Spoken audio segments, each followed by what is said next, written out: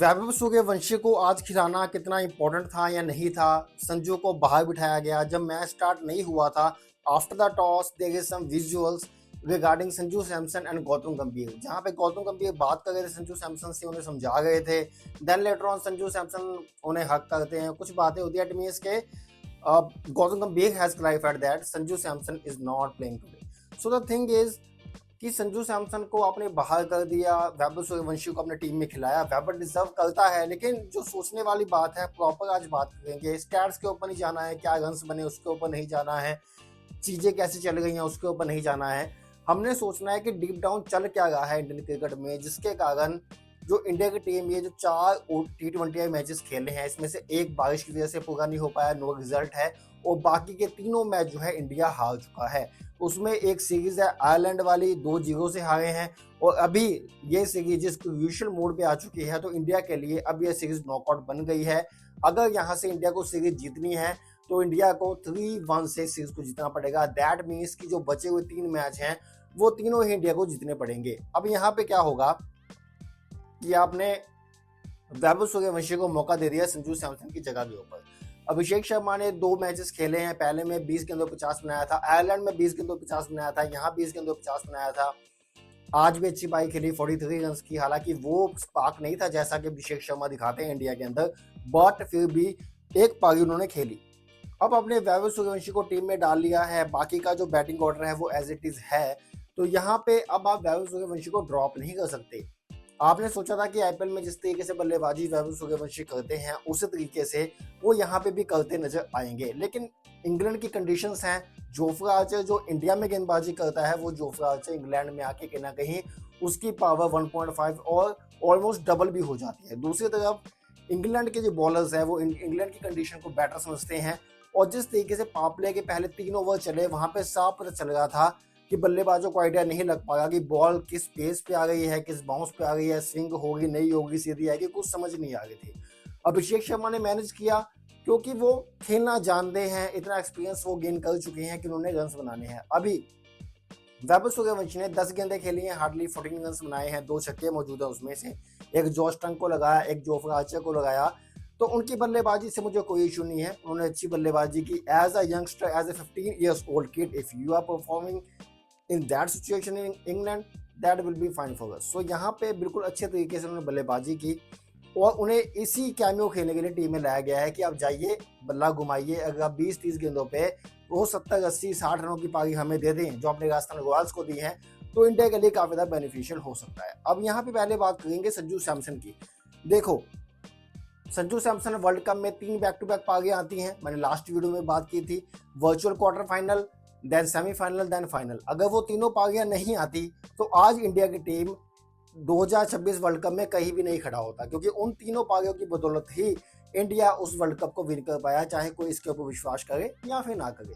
Sanju Ireland आते हैं, 2 match में फ्लॉप होते हैं, 3rd मैच इंग्लैंड में आके फ्लॉप होते हैं, और संजू को टीम से बाहर कर दिया जाता है, क्योंकि संजू ही एक ऐसा फर्जाइल प्लेयर है इस टीम में जो कि कभी भी टीम में कोई भी प्लेयर बाहर जाएगा तो संजू सैमसन जाएगा, चाहे वो शुभमन गिल आए, चाहे वैभव सूर्यवंशी आए, चाहे आने वाले टाइम में कोई और आए, तो संजू ही बाहर जाएगा। लेकिन ये संजू सैमसन का एंड नहीं है।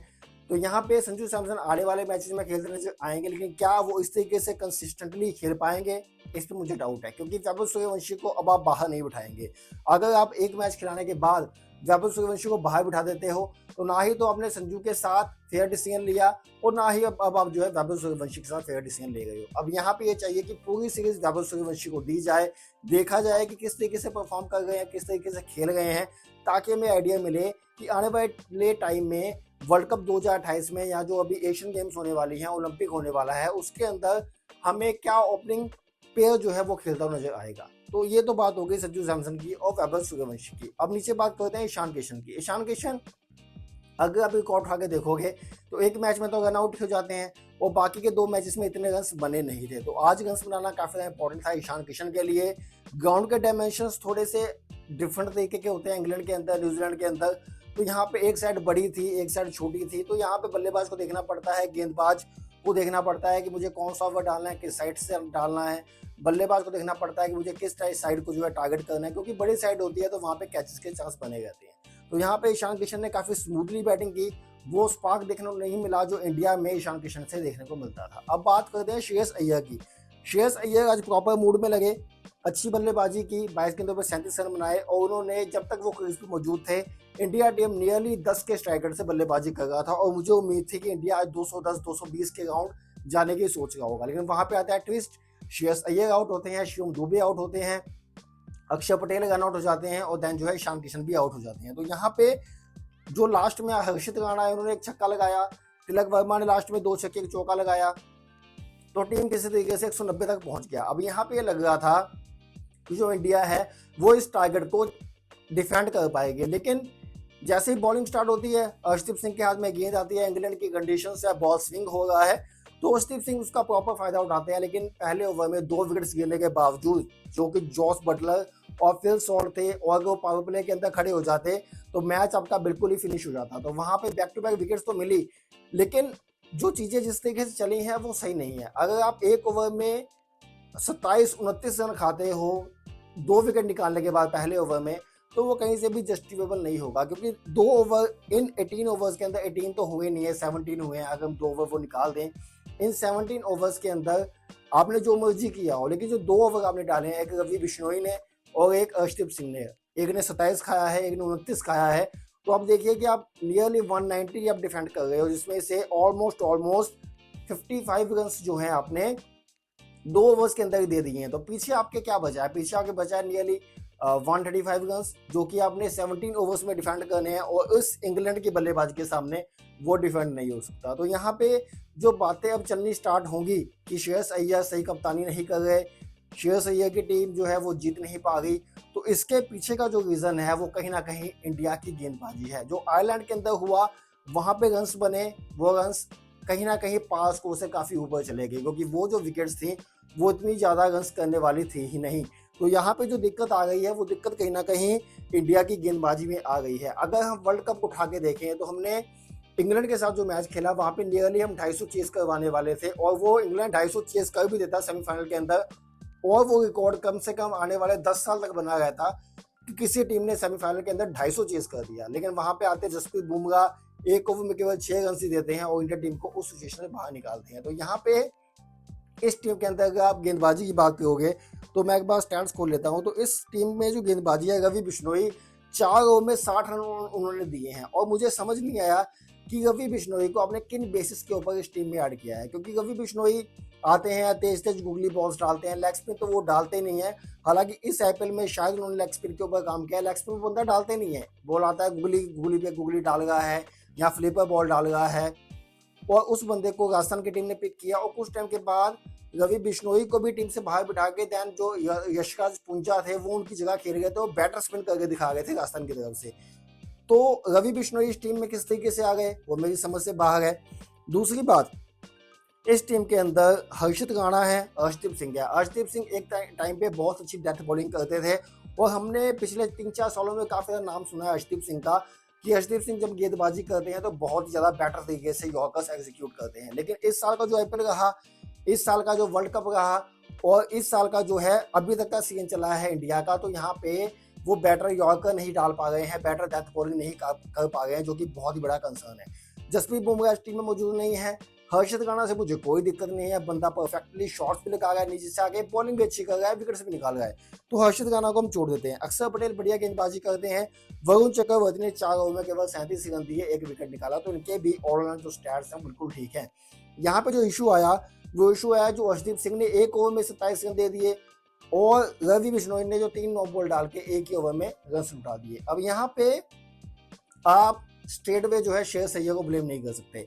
इंटरनेट के ऊपर काफी सारी चीजें वायरल हो गई हैं कि हमने सूर्य कुमार यादव के होते हुए काफी ज्यादा लो स्कोरिंग मैच जीते हैं। अब यहाँ पे बात लो स्कोरिंग की नहीं है, यहाँ पे बात हाई स्कोरिंग की नहीं है, यहाँ पे अच्छी कप्तानी बुरी कप्तानी की भी बात नहीं है, क्योंकि Shreyas Iyer is a better captain and we all know that, because Shreyas Iyer जिस तरीके से इंडिया की टीम को चलाते हैं, श्रेयस अय्यर जिस तरीके से पंजाब की टीम को चलाते हैं, जिस तरीके से कलकत्ता की टीम को उन्होंने चलाया, जिस तरीके से दिल्ली की टीम को उन्होंने चलाया, तो वहां पे कहीं ना कहीं सिलेक्टर्स को आइडिया हो गया था कि भाई श्रेयस अय्यर ही आने वाले टाइम में इंडिया का T20 कैप्टन बनेगा।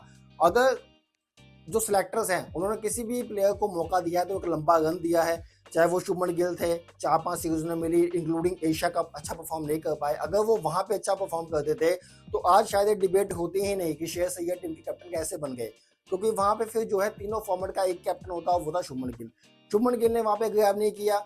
सूर्य कुमार यादव का ऑलमोस्ट डन हो चुका था क्योंकि एक साल से बल्ले से रन नहीं निकले थे, तो वहां पे ये क्लियर था कि वर्ल्ड कप के बाद सूर्य कुमार यादव जो है पार्ट वेज हो जाएंगे इंडिया की टीम के साथ। लेकिन देन फिर बात चलती है श्रेयस अय्यर की टीम में आते हैं। अब इशू ये हो गया है कि श्रेयस अय्यर पिछले 4 मैचों में से 3 मैच हार चुके हैं और 1 मैच नो रिजल्ट हो चुका है, जिस मैच में मुझे लगता है पोटेंशियली ज्यादा चांसेस थे इंडिया के उस मैच को जीतने की, क्योंकि उस विकेट के ऊपर इंडिया ने एक बैटर स्कोर खड़ा कर दिया था। अब यहाँ पे ये जो सीरीज है वो काफी ज्यादा इंपॉर्टेंट है श्रेयस अय्यर के लिए, इंडियन क्रिकेट के लिए, गौतम गंभीर के लिए, जिन्होंने मुझे लगता है कि शायद श्रेयस अय्यर के लिए वोट किया होगा सेलेक्टर्स को, क्योंकि श्रेयस अय्यर ऑलरेडी गौतम गंभीर के साथ काम कर चुके हैं कोलकाता नाइट राइडर्स के अंदर। तो यहाँ पे ये जो सीरीज है काफी ज्यादा इंपॉर्टेंट है। लेकिन अब अगर इस सीरीज को जीतना है तो इंडिया को बैक टू बैक 3 मैच जीतने पड़ेंगे। अब वो बैक टू बैक 3 मैच जीतना इतना आसान जो है रहने वाला नहीं है, क्योंकि इंग्लैंड की टीम इंग्लैंड के अंदर ये जानती है कि इनके पास डेथ बॉलिंग में वो अभी धार नहीं है।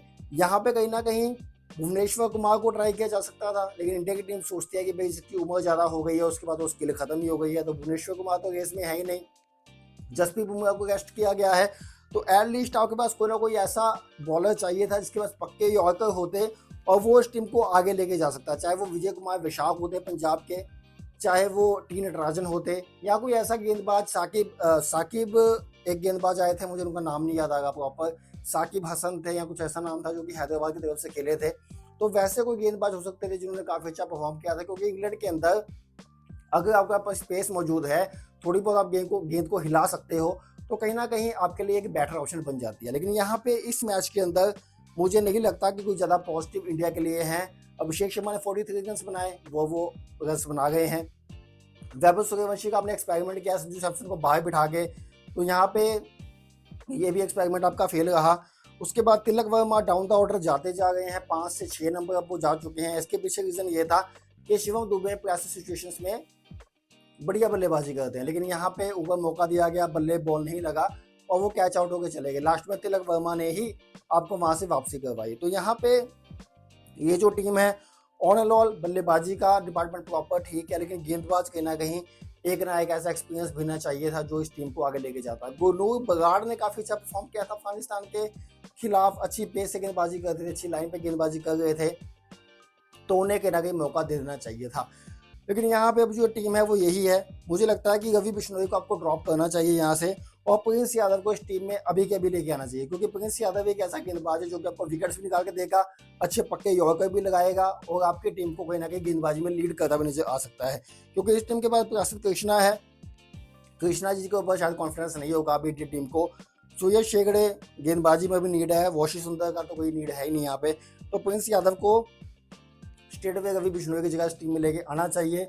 और मुझे अब ये लगता है कि ये जो टीम है वो ऑल इन ऑल, जो हम सोचते थे ना एक कि इंडिया टीम आती थी बाउंस बैक करती थी, 250 रन बोर्ड पे लग जाते थे, और वो 250 रनों के बाद ऐसा लगता था कि भाई इंडिया ने तो आज प्रॉपर अपना जश्न दिखा दिया है, तो शायद वो दमखम अभी इस टीम में नजर नहीं आएगा, वो कॉन्फिडेंस इस टीम में नजर नहीं आएगा। तो हमें अभी वेट करना पड़ेगा। ये सीरीज कहना कि हमें क्लियर पिक्चर दिखाएगी कि इंडिया की टीम किस दिशा में जा गई है, और कहीं ना कहीं सिलेक्टर्स इस बात को जानते हैं कि गेंदबाजी में कमी है, और गेंदबाजी जब फिक्स हो जाएगी इस टीम की तो कहीं ना कहीं बेटर डिसीजन भी देखने को मिलेंगे श्रेयस अय्यर की तरफ से। तो कप्तानी में कोई इशू नहीं है, वैभव सूर्यवंशी वाला एक्सपेरिमेंट होना चाहिए था, लेकिन अभी नहीं होना चाहिए था। इस सीरीज के अंदर संजू सैमसन और खेल सकते थे, और अगर आपने एक्सपेरिमेंट किया है तो आपको लास्ट के 2 मैच संजू सैमसन को खिलाने चाहिए अभिषेक शर्मा को रेस्ट देते हुए, जिससे ये ना लगे कि संजू सैमसन को ड्रॉप किया गया है, जो कि वर्ल्ड कप के अंदर बेटर परफॉर्म करके आए हैं। रवि बिश्नोई अभी की सीरीज से मुझे लगता है ज़्यादा मौका नहीं मिलेगा। प्रिंस यादव को स्टेट वाइज टीम में डालना चाहिए, और लेटर ऑन जो बाकी चीज़ें हैं वो तो ऑल राउंड फिक्स ही हैं। आपके इसके बारे में क्या राय है कि ये जो मैच इंडिया टीम हारी है इससे क्या इम्पैक्ट हो सकता है श्रेयस अय्यर के ऊपर, और क्या चीज़ें चेंज हो सकती है इंडियन क्रिकेट में आने वाले टाइम में? आपकी जो भी राय है मुझे वीडियो को नीचे कमेंट करके बता सकते हो। वीडियो यूट्यूब पे देख रहे हो, चैनल को सब्सक्राइब करना है, वीडियो को लाइक करना है, फेसबुक वालों को शेयर कर दिया करो ताकि वीडियो ज़्यादा लोग तक पहुँच पाए, और ऐसे क्रिकेट अपडेट्स के लिए क्विक बुक के साथ जुड़ सकते हो। धन्यवाद।